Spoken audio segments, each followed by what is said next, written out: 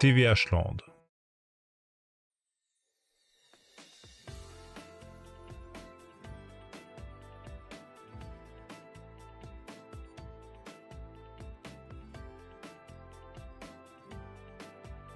Alors l'idée de départ pour Memento Mori est partie d'un truc tout con. C'est, il y a une histoire que j'adore, c'est La Belle et la Bête, qui a été repris des milliards de fois, mais le plus souvent on a oublié l'histoire originale, c'est-à-dire le conte sombre. J'ai pas voulu rester sur ce principe, je suis plutôt restée sur la malédiction et sur le parallèle village-château, mythe et réalité.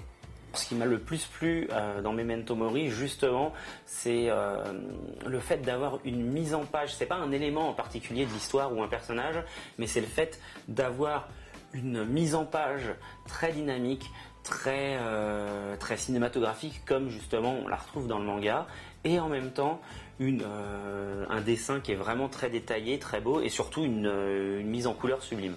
Et moi, au début, je ne voulais pas du tout faire dans le dessin. J'ai fait des études d'électronique, oui. Donc c'est quand même loin.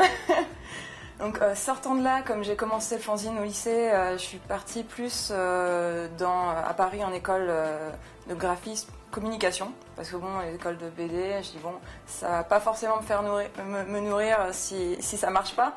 Donc je suis partie plus dans la communication visuelle, 3D. J'ai eu mes diplômes sans problème. En même temps, j'ai travaillé en tant que coloriste pour les éditions Clair de Lune, sur le tome Au-delà des merveilles, qui m'a permis en fait d'apprendre énormément au niveau de la colo sur ordinateur.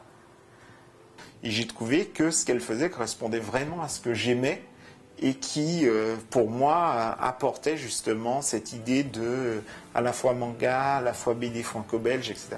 Donc du coup, j'ai contacté Ran.